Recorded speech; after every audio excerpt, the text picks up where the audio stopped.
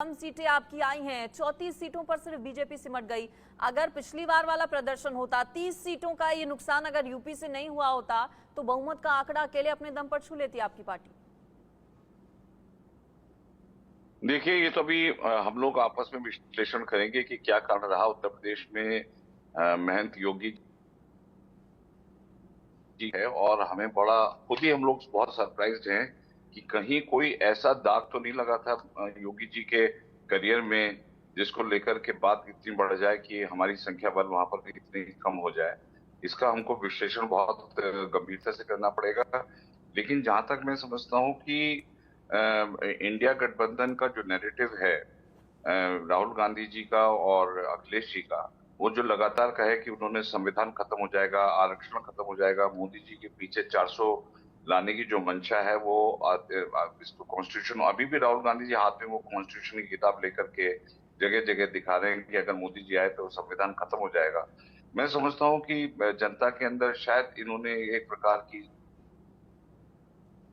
इस्लाइज किया और लोगों को लगा शायद संविधान, क्योंकि आरक्षण को लेकर के बहुत बीच में बातचीतें हुई हम पर, लेकिन प्रधानमंत्री मोदी लगातार यही कहते रहे कि जो मजहब के आधार पर आरक्षण है, हम सिर्फ उसको ही खत्म करने में विश्वास करते हैं कि जनरल आरक्षण को खत्म करने में विश्वास नहीं करते हैं। लेकिन जनता तक इस प्रकार की बातें पहुंचा दी गई। और कुछ मैं समझता हूँ कि जो एमपीज का चुनाव हमने चयन किया, 35% एमपीज की जगह हमने नए एमपीज लेके आए, तो हो सकता है कि उनके वहां पे भी एक प्रकार का शायद कुछ अंतर विरोध रहा हो कार्यकर्ताओं के अंदर। तो और दूसरा, गर्मी इतनी थी कि हमारे शायद गर्मी का भी प्रभाव जो है कार्यकर्ताओं की जो एनर्जी थी, उनकी जो ऊर्जा थी, उस पर फर्क पड़ा हो। तो कहीं ना अच्छा, वो कहीं इसका गर्मी का प्रभाव विश्लेषण तो अभी समाजवादी पार्टी के कार्यकर्ताओं पर नहीं पड़ा, कांग्रेस के कार्यकर्ताओं पर नहीं पड़ा। गर्मी तो कम से कम मुझे लगता है नई वजह रही होगी। देखिए, जो कहते हैं वो मरता क्या नहीं करता, तो जब जो व्यक्ति जो डूबने, तो मैं समझता हूँ कि उनके अंदर एक प्रकार की ये थी कि भाई अगर इस बार नहीं तो फिर कभी नहीं। तो ये जो एक प्रकार का विचार होगा कार्यकर्ताओं के बीच में कि इस बार तो हमारा समापन का शायद समय आ गया, अगर इस बार अखिलेश यादव या राहुल गांधी ने अपनी संख्या बल अच्छी तरह दर्ज नहीं कराई, तो कार्यकर्ताओं ने उस फैक्टर को लेते हुए शायद बहुत मेहनत करके काम किया हो। लेकिन मैं ये समझता हूँ कि ये एक इत्तेफाक है। और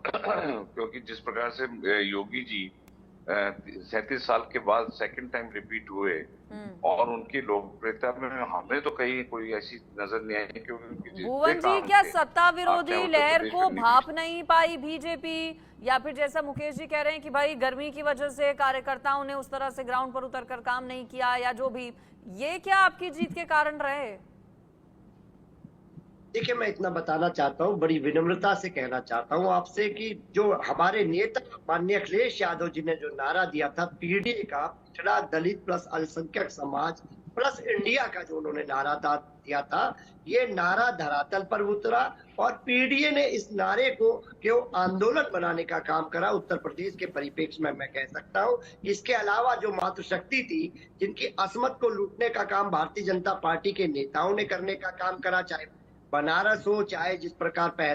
ब्रिजभूषण सिंह जी हो और जिस प्रकार इनके अन्य नेताओं ने करा, तो उससे कहीं ना कहीं मातृशक्ति में बहुत विरोध था। इसके अलावा युवा जो परीक्षा लीक होने के कारण हताशा के दौर से गुजर रहा था, वो हमारे साथ खड़े हो गए। जो बच्चे आत्महत्या कर रहे थे, उनका भी मैसेज खराब गया। इसके अलावा किसानों पे जो बातें करी थी इन्होंने, झूठे झूठे जो वादे करे थे, आय दुगनी की बात करी थी, उनकी हत्या करने का काम टैनी ने करा। देखिए, टैनी को भी सबक सिखाने का काम वहां की लखीमपुर खीरी की जनता ने करने का काम करा। मैं कहना चाहता हूं, जो पीडीए प्लस इंडिया का नारा था, उसको मजबूती देने का काम करा उत्तर प्रदेश के युवाओं ने, किसानों ने, और उसके साथ साथ जो वहां की मातृशक्ति है, वो हमारे साथ खड़े हो गए। इसकी जीत का अगर हम मोटा मोटा अध्ययन करते हैं तो हमें यही कारण दिखाई देता है। और माननीय अखिलेश यादव जी ने जो कैंपेन करा, वो बहुत मजबूत